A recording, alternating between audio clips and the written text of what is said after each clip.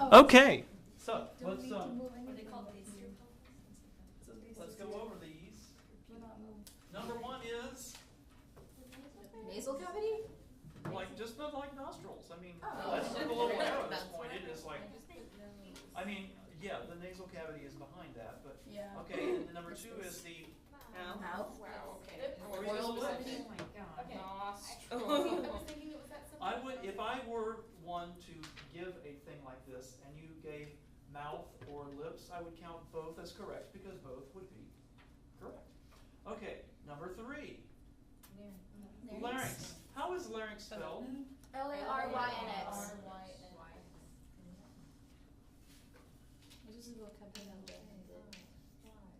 Y-N-X. Larynx. Yes, some people put the R and the L and the N in some strange words. Yeah. Larynx, you know, I've seen that. Anyway, okay, number four. Lungs? Lung, okay, yeah, works for me. Number five. I have a question. What's the difference between 5 and 9? Is it because it's before it separates versus after it separates? You could say that number five, if you really wanted to be specific, specific is, hang on, wait for it, the tracheal bifurcation. However, I think we could just say, yes, I noticed she looked down when I said that. We could just say that 5 and 9 are the same thing, and they are Bronchial. bronchi. Dang it, that's where I put it at first. So we have bronchi, and then number 10 is Bronchioles. bronchiole. C-H-I-O-L-E-S. Isn't it? Yeah. Briles? So thank you. Thank you. Sorry. Bronchiole. Bronchioles. Yes. Okay. Bronchiole. Okay. So the big one is the bronchi, and the little one is the bronchiole. Okay. So let's see. Number 6 is the diaphragm. Number 7 is the Wind side? I put the. starts with a PH. Pharynx? Oh, number 7 is the Pharynx. pharynx. And we have, remember, we have not one but actually 3 pharynxes. Yes. You have the nasopharynx, which is the area up right by where the soft palate is. That's the nasopharynx. And then this is the oropharynx, and then right above the larynx itself is the laryngopharynx. So when someone says pharyngeal or whatever, you need to say where, because it's actually quite a large tube. Okay, number 8 is trachea. Or windpipe, I would take either one. Okay, 9 we've already talked about. 10 we've already talked about. 11. Alveoli. Alveoli. I definitely wrote aeole. Alveoli. Just call it the bubble wrap and get over with it. Ravioli. Yeah, okay. So, that's all good. Oh, pharynx. It's very similar to larynx. It's just PH. Pharynx. I believe a lot of those things that end with X at the end, those are probably of Greek origin, I believe. An X. I think those are words of Greek origin. Sarah's saying yes, so I will agree. Yeah. Okay. I've done that. Okay. We need to finish that little PowerPoint, and while this is warming up, we just had 2 more slides to do.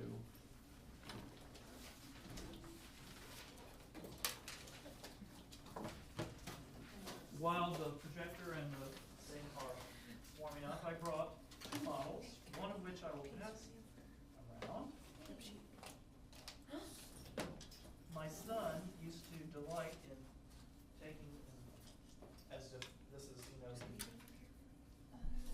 the apple falling far from the cart. He used to delight in sitting in my office and taking this apart and putting it back together. So this is a very large larynx, not quite to scale with the lungs. That's at least twice the normal size. So you've got hyoid bone and the larynx, which we're going to learn a lot about. and then the trachea, and you've got 3 lobes on this side and 2 on this side, and heart. So, and a diaphragm, that is pretty much what it looks like from the underside, and that is about how big it is. And the central tendon, when we go to the cadaver lab, you can literally take a light on the other side, and it's like a bed sheet, shining a light through a bed sheet. It's that thin. So anyway, I'll pass this around. You can all enjoy that for a few moments. Okay, just making sure this is hunky dory. Yep, that's hunky dory. Yeah, you can just kind of pull the little knobbies. Okay, so pulling this up, as that is going around. I have on Friday, I put in the schedule, because the grad students always have time in here. I have it's about a 25-minute video, and it's all about breathing that I was thinking of showing. It's a good way to review a lot of the breathing stuff. And if you guys are free at 11 o'clock on Friday, undergraduates, and you want to come, it was made by Joan Wall, who used to teach up at Texas Women's College up in Denton. And it's a very nice kind of animated video. She talks a little slowly, but it's actually pretty good. And it shows all the abdominal muscles and the different layers, and the intercostal muscles, and the rib cage, and all that kind of stuff. So if you want to come, it's a really great review. 11 o'clock on Friday. Please bring your popcorn. It's movie night, It won't be available on Blackboard or anything? I can't because it's on VHS. Oh. And I have, Yes. and it's copyrighted stuff that I kind of stole. And I would just feel awkward about putting it on Blackboard. No, I do have a question. I'm still planning on coming, but will you be filming that class for that one student like you normally do? That's an interesting question. Good point. I'm just. Have an obligation. I had actually thought of that. I'm not sure. Let me think about that. Okay, we were on the next to the last slide. So, and this gets to one of our burning questions, if I remember correctly.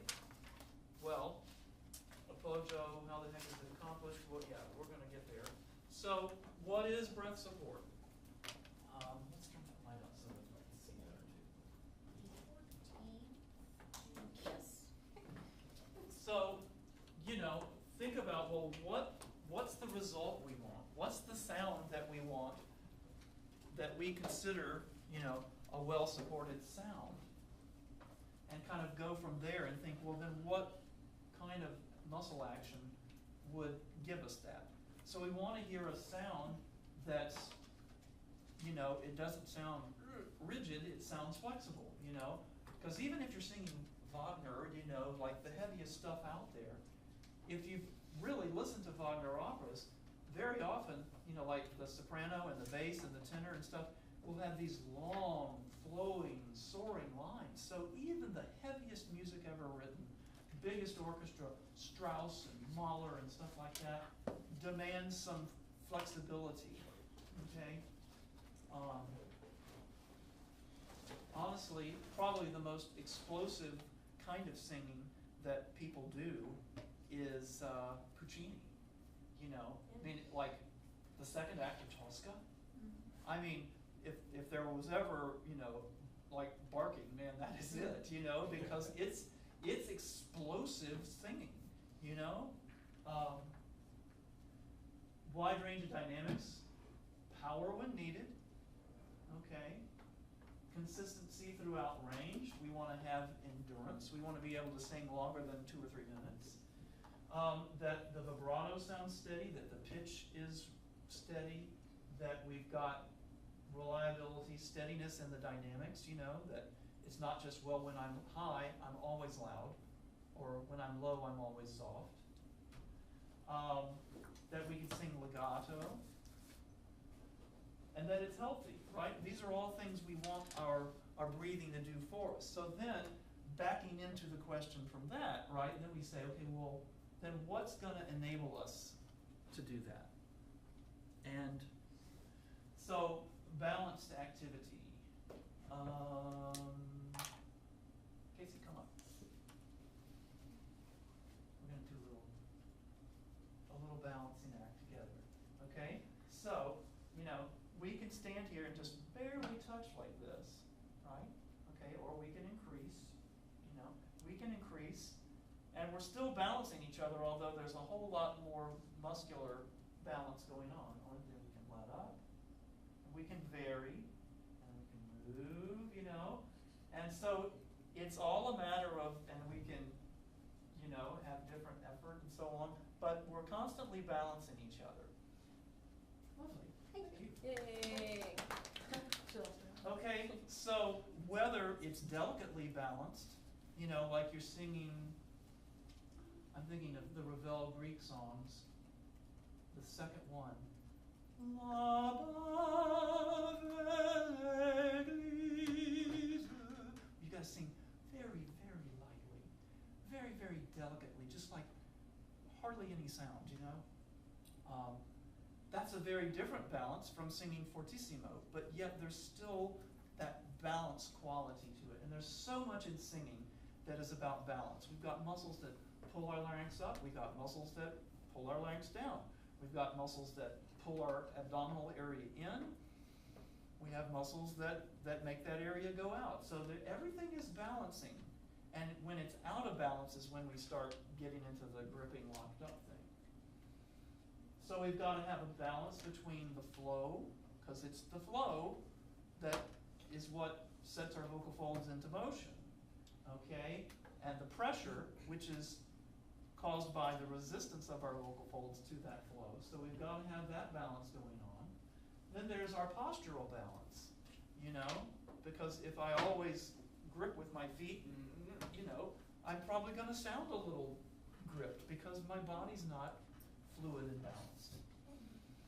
So, efficiency and coordination over raw strength. Now, granted, I've seen Leontine Price from 20 feet. I've heard Placido Domingo from 150 feet, unamplified, in a 4,000-seat hall. I've sat with Ben Hefner, who was the leading Wagner tenor in the world. We were like this, and he's singing stuff right with me, And it's like, there is athleticism in singing, especially operatic singing, no doubt about it. Bless you. But our best athletes are efficient and coordinated. It isn't just smack into the wall. It's go there, because what we do is an art form. There is an athleticism to it, but it's ultimately an art form. Just like dance. Really good dance is very athletic, and yet it's also extremely balanced and coordinated. So I think dance is such a great analogy with what we do as singers, because they're making art with their movement of their body. We're making art with sound. Make sense? So if you think about it this way, and that it's this balanced athleticism for an artistic result, then the whole idea of what are we going to do support-wise, well, we got to think, all right, well, posturally, I better do my best stuff with my body alignment, otherwise I'm going to recruit extra muscle, and then I'm not going to breathe as efficiently. I've got to have those inspiratory muscles balancing, because if I want to sing a long phrase, I've got to keep those inspiratory muscles balancing the ones that want to drive the air out, right? Okay, so it's all about this balancing act, and that's what makes it tricky. Because brute force is easy, Brute force is easy. That balancing act at different dynamic levels and pitch levels and so on, and in different languages, and while we're running around the stage, is not so easy. So that's why, people don't start, and 6 weeks later, they're out singing professionally. No, it's like 8 or 10 years from when someone started their undergrad degree to when they're singing probably professionally. they're in their late 20s or early 30s when they're really, their career's taking off. So, with that in mind, with our balance thing, why don't you get out the questions that we have. This is our burning question for about what?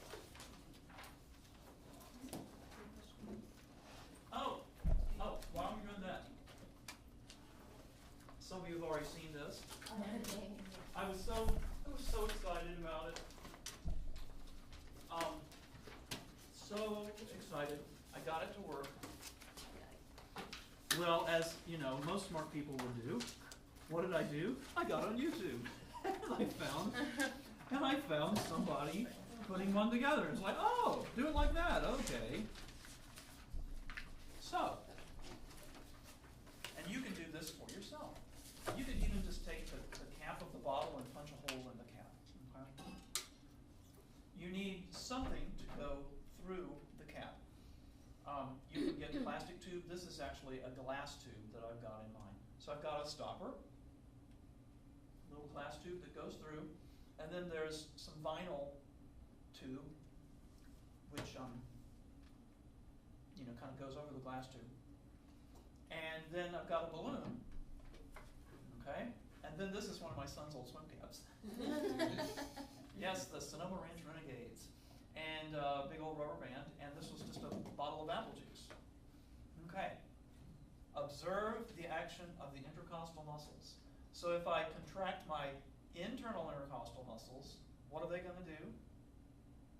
The internal intercostals. It's going to expand. Is that the opposite one? Push air out. Yes. So the internal intercostals are when we are exhaling. All right, so watch the balloon. Oh, cool. I will walk around the room so you may all be in awe. Sorry? Broke it. No, it's just the bottle. Everybody see it? Yeah. You can see the balloon expanded to drop. Yeah, okay. Boy, they always said the ribs crunch if you do CPR. That's true. Seriously, a student of mine worked as a paramedic, and she said, she got called out on a code call one time, and it was, the other guy working with her was like, she was in med school, and they had to do a rotation, and she was out with, experienced paramedic, and he was like, okay, you're doing the chest compressions, and I'll be doing the oxygen bag, and he's like, no, make them crunch. They saved the guy. Yeah. Anyway, hopefully we'll never be there. All right, so notice, if I contract the rib cage, I don't know my own strength. I'll do it this way. If I contract the rib cage, well, it's better this way. Sorry. That the balloon, the air goes out of the balloon, okay? And then as the rib cage expands, air comes in, okay? We do that all the time. Now here's the real magic. Okay, so here's my old diaphragm. So if I contract my abdominal muscles and relax my diaphragm, and it's going to go up. How about that? Science. Okay, so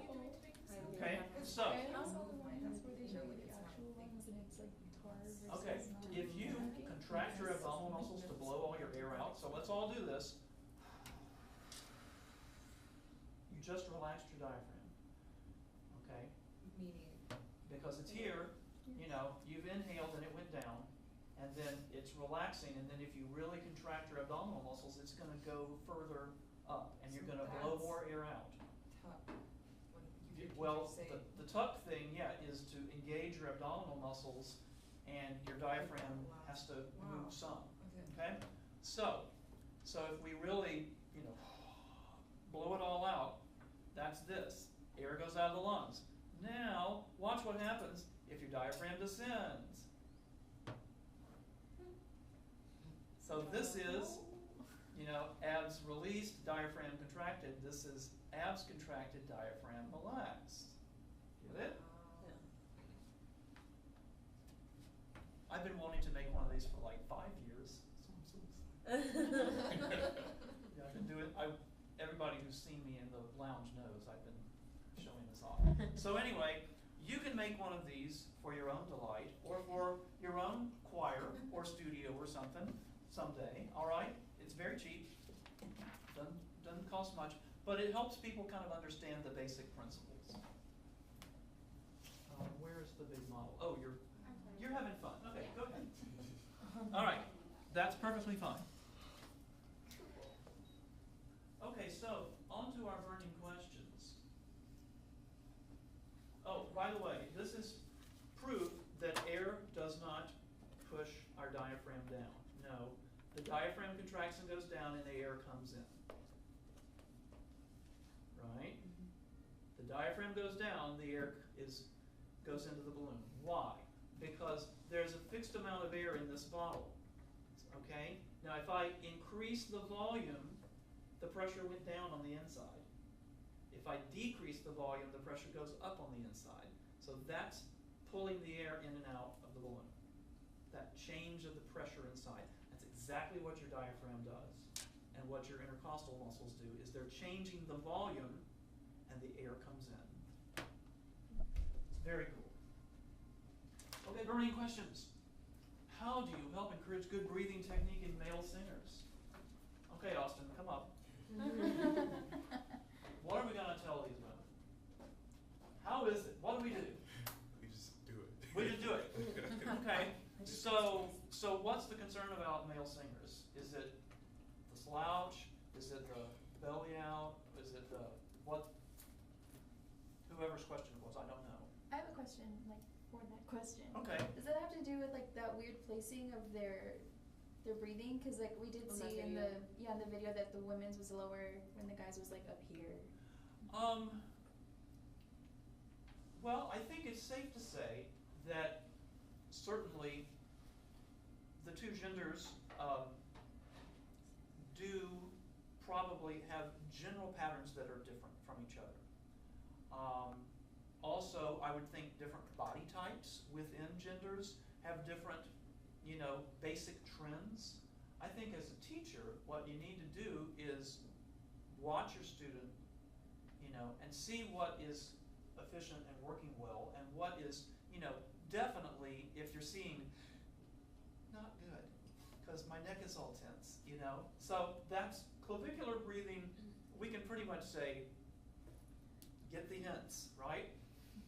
Okay, we do want to see the thoracic expansion. We do want to see the rib cage move. To say that this doesn't move, wrong. Because that's where your lungs are. You do want to see the person's rib cage moving. Now, do you want to see their shoulders going as well? No. Do you want to see their collarbones going up and down? Probably not. But their rib cage moving, good thing. Do you want to see some movement south of there in their abdominal area? Also a good thing.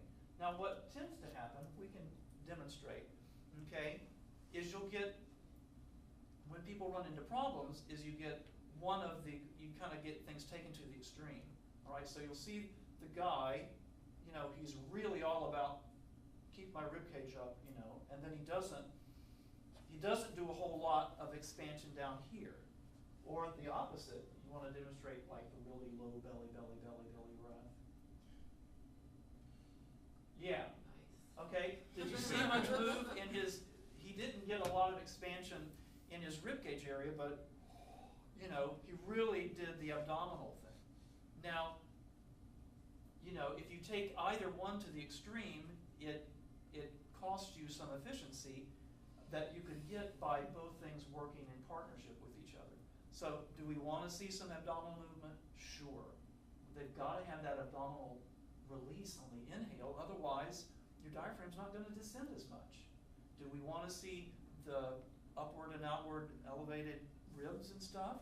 Yeah. Do we want only that and not anything down there? Probably not. Now, go ahead and say thank you. Cool. Well, he did that so well. Now, all right, say you're with a student and you see that the student tends to breathe too high.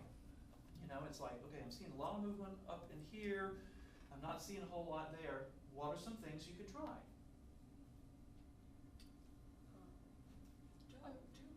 Don't do that. Don't do that. Okay, well, let's go at it from a positive standpoint. Where might you look first?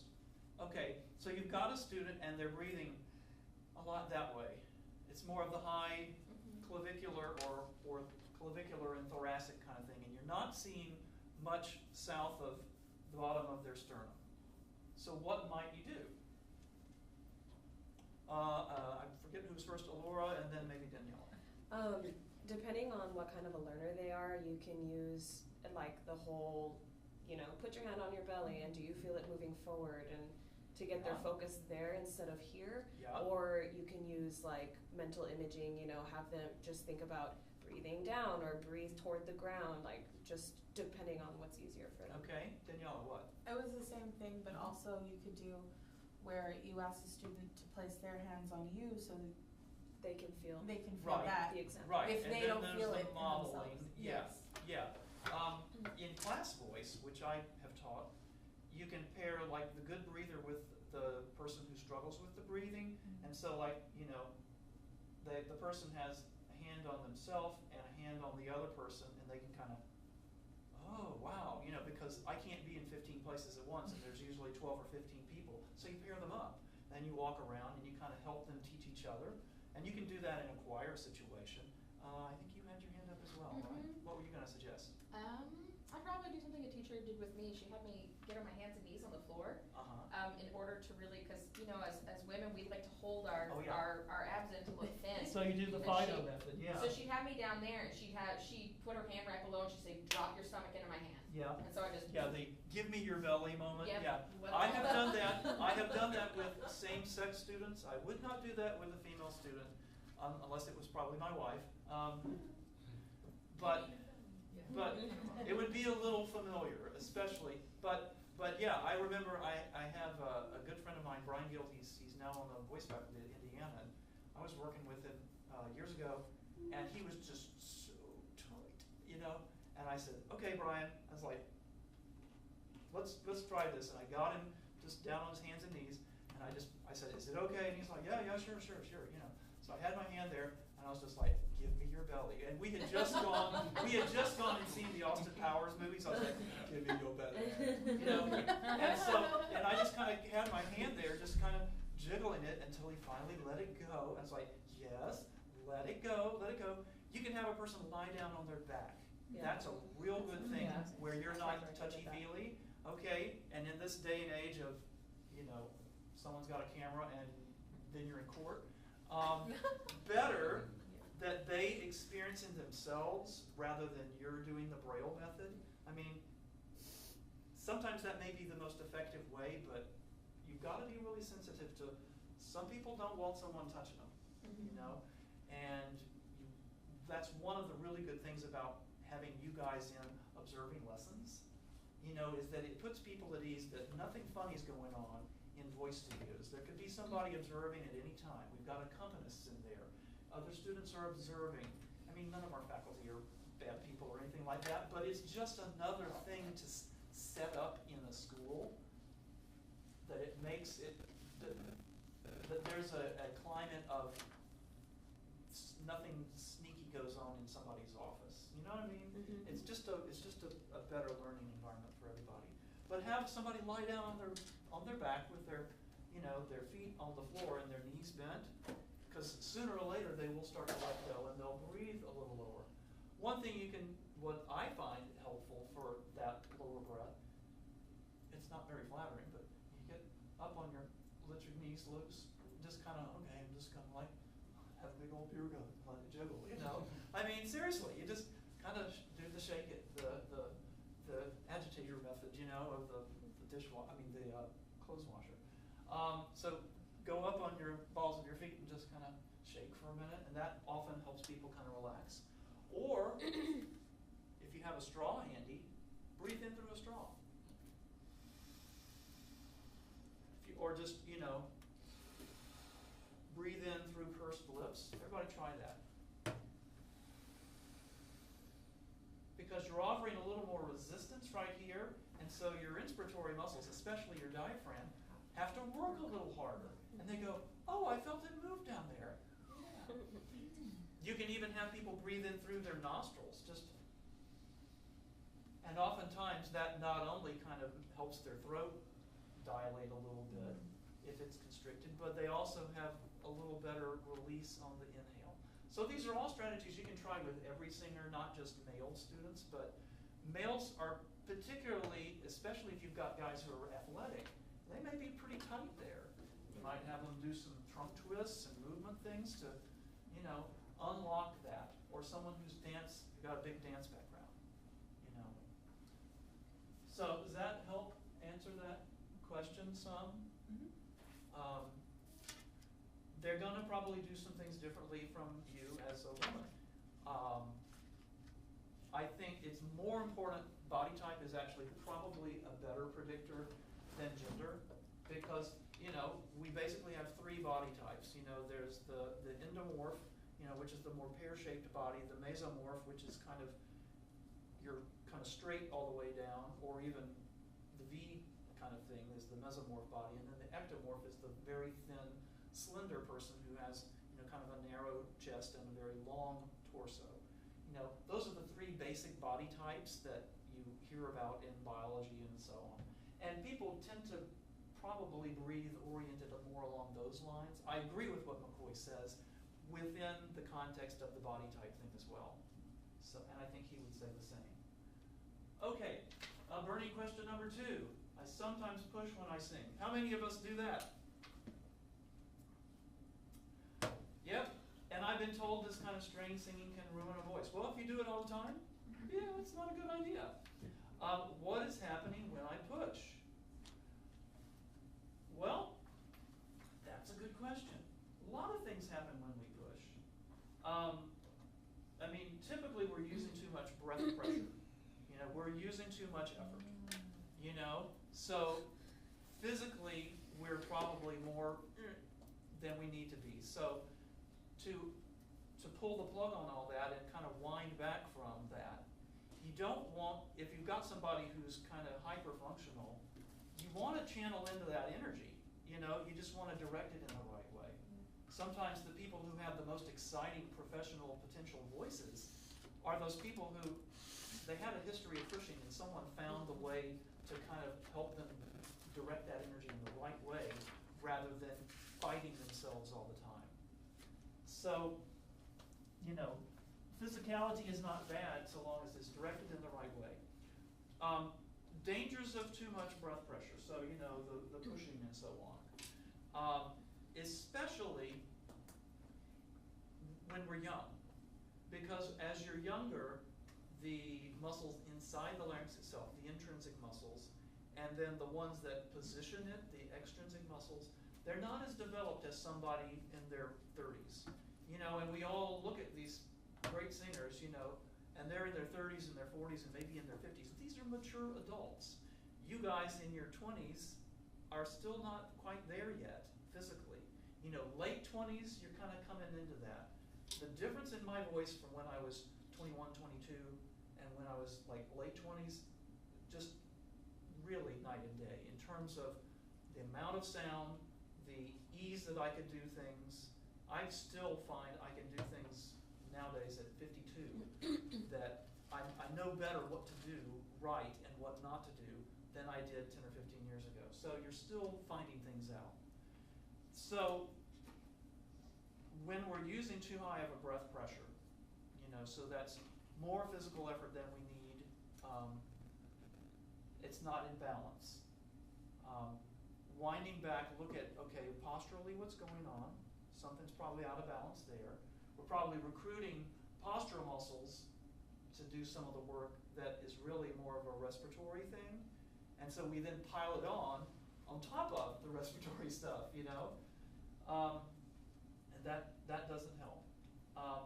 And when we're using too high of a pressure, then the flow and the pressure are not in balance with each other, and that's why we start hearing things sound constricted, because if it's out of balance in your larynx, then you're probably going to be in a fight above your larynx, you know, because it's like, oh, things are a little out of whack here, and then some of those swallowing muscles and articulatory muscles start engaging because it's like, oh, this is too much.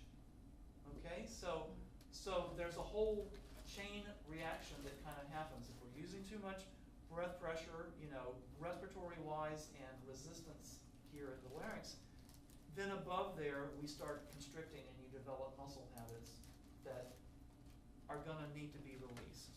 So that's fixed by changing breath disbursement? Well, I think, you really have to look at the whole global thing, The other part of it is like bigger, heavier, darker. These are not words that we want to use with our young students. If a voice is big and heavy and dark, it's going to show itself all by itself without us having to make it so. Some of you guys have bigger, darker voices, and they just are. But to make it so, and believe me, I tried. At Florida State, I was trying to sing Puccini. Well, my little Mozart voice is just not made to sing Men on Let's Go, It ain't. There I was trying to sing, sounding like Domingo. No, you need to sound like, like me. Yeah, exactly. More like Fritz Wunderlich, a lot less like Domingo. Much lighter, higher tessitura, not trying to make an overly dark sound.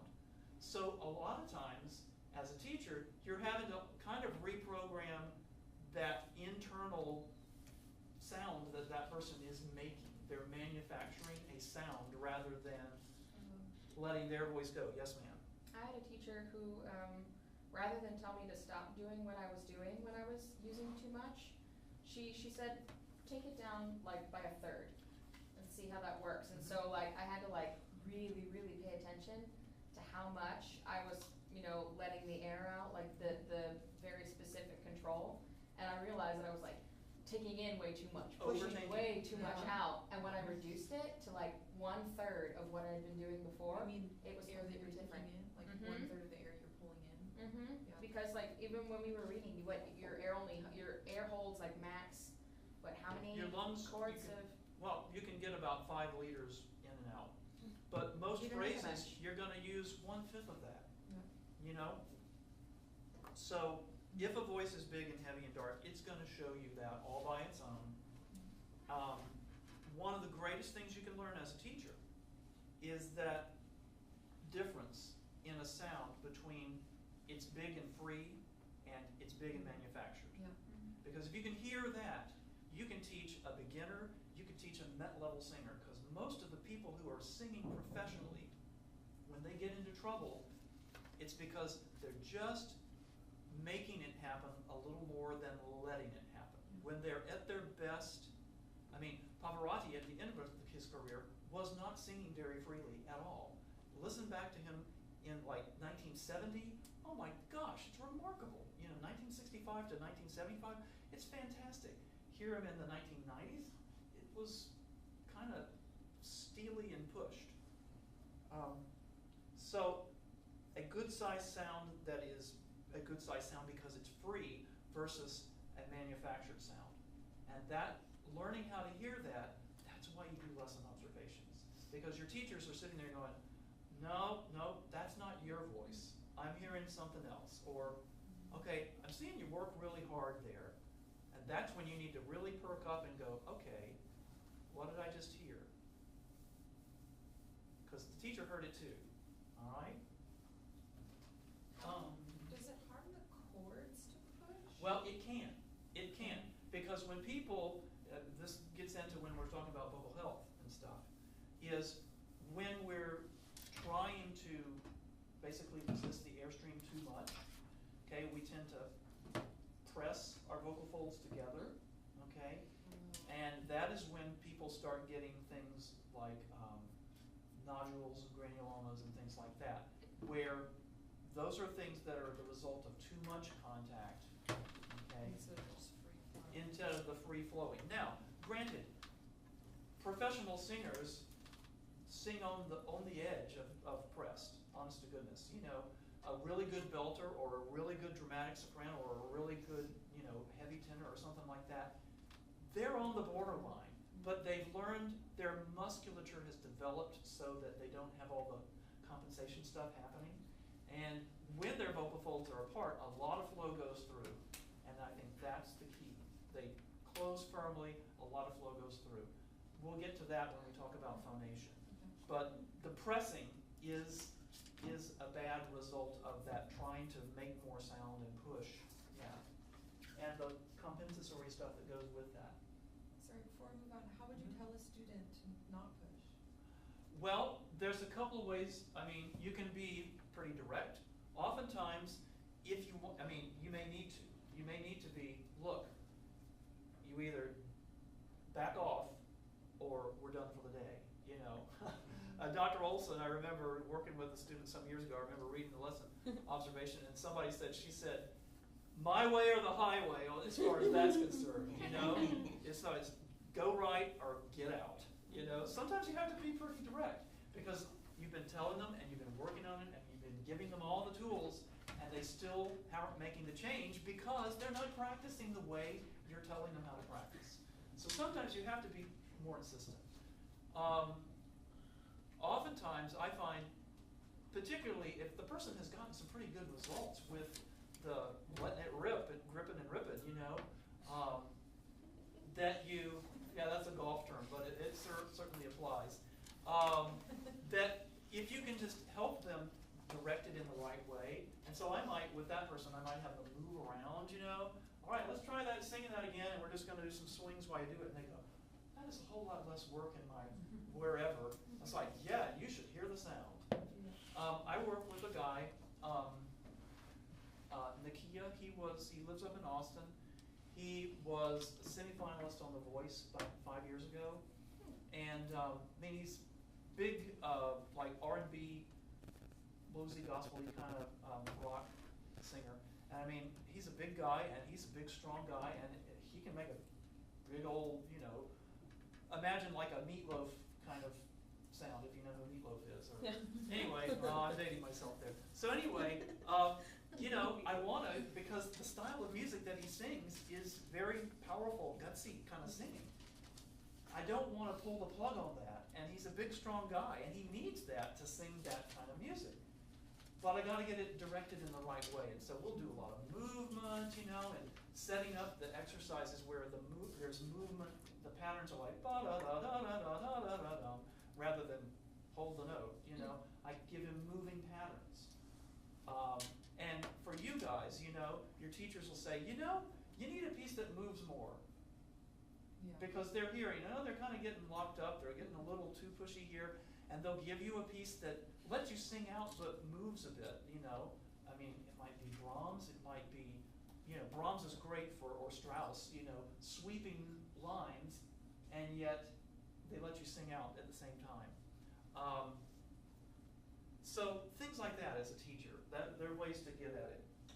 Okay, Apojo, how the heck is it accomplished?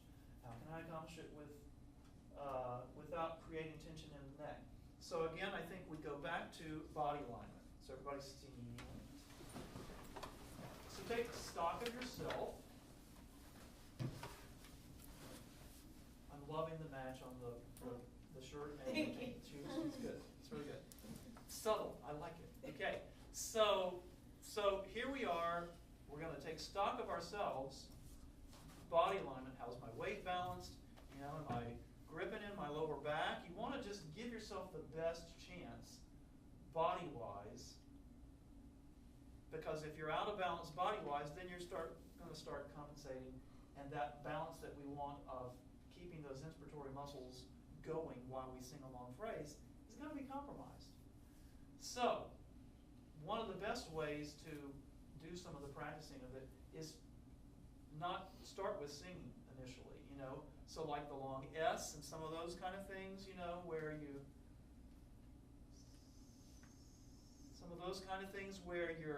getting used to that balancing act of, okay, I want to stay expanded without having to make a sound. And then you do some stuff where, you know, you get used to that kind of body balance first, and then you start doing things with sound. How many of your teachers have done that exact order, that they're doing things like a long S and things like that before they have you do something with producing a sound? Yes? Yeah? Okay? So, that's one big part of it. Another part of it, too, is, all right, we're concerned we want to keep our neck free. All right, so while you're doing, say, the long S, or, you know, even if you're doing,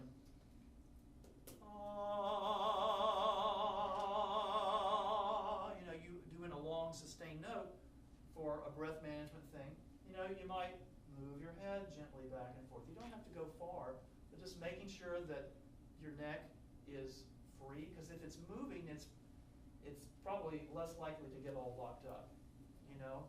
Someone told me to draw figure eights with my nose. Yes, that's a really good one. That's a Tai Chi thing. In Tai Chi, you'll do that like, okay, pretend you have a pencil on the end of your nose, and you're going to do little figure eights. I mean, very, very, very itty bitty. Because what's that making you aware of? That alento-occipital joint where your head and spine meet. That's literally your moving around right in that area. And if that's free, as Alexander found, your whole body stands a better chance of being free. Okay? Sit. So always go back to the body alignment first, is because if I'm here, and then I add all this extra work down here, yeah, I'm going to be tight. You know, I think check in body alignment wise, are we free there? Are we optimizing that? And then, you know, learning that balance muscularly, doing things like bubbles, you know. You can do voiced or unvoiced bubbles, or doing the long S and things like that. And doing some, you know, maybe sustaining things in a very comfortable range before you start, you know, doing the big power phrases and stuff. Always coming back to those things. Does that make some sense as far as that goes? You know, so the appoggio literally is not only a breathing thing, but it's that whole system of our whole body really being the instrument. That's that balance, because appoggiare means to lean or balance upon. And so it's that balancing of the inspiratory and the expiratory muscles. So Friday, if you can come, we'll watch that movie. Bring your popcorn, bring your snacks, bring your drink. The concession stand will not be open during the movie. Oh yes, and the testimony, and, excuse me, thank you. I am giving you the essays that you will have to write. Okay? Now, so you know what the questions are. You can pick the 3. You're supposed to pick 3 of the 5 that I have. So if you see one, it's like, oh gosh, I don't know how I would answer that. You don't have to do it, but you got to pick 3. So I'm giving you this so that your essays, you've thought through how you're going to answer it. You can't bring this to the test. You have to do it from scratch. So you have to have it up in your noggin, because these are the kinds of things that you're going to be telling students anyway. All right? But I'm giving them to you now so you can prepare. What am I going to say when I face this question on the exam? Okay? Because I found, I mean, it's not my job to trip you guys up. My job is to help you guys learn this stuff. And I'd rather let you think about it over the weekend of, okay, this is really important.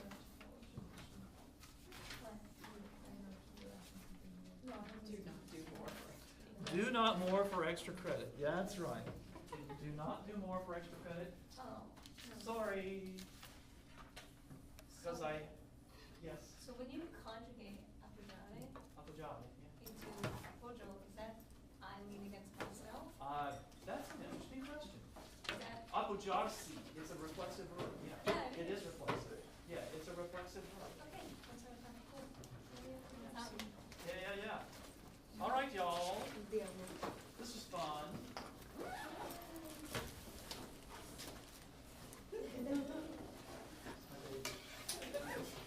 All right, thank you. What is that in your pocket? I got it at that scientific supply store. It's manual. It's like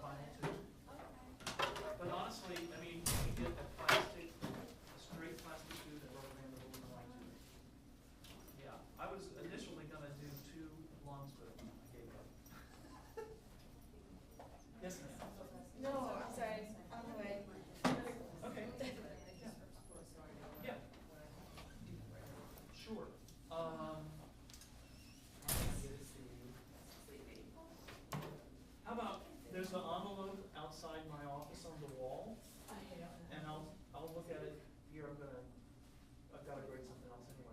I'll look at it and I'll stick it in there and I that's was what like, I'll you're do. not supposed to. Yeah. Everyone does it. Yeah, I can't come Friday because I have my apprentice rehearsal. Let me see, I'll get it on Friday. Alright. That visual is a game changer. Oh, I'm telling you, thank you, Ron, Yes. it's so fun.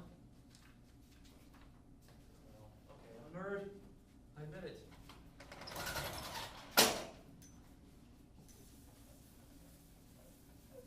I think I was Bill Nye the Science Guy in a previous life. Yeah, that'd be a good Halloween costume for you in here. That's true.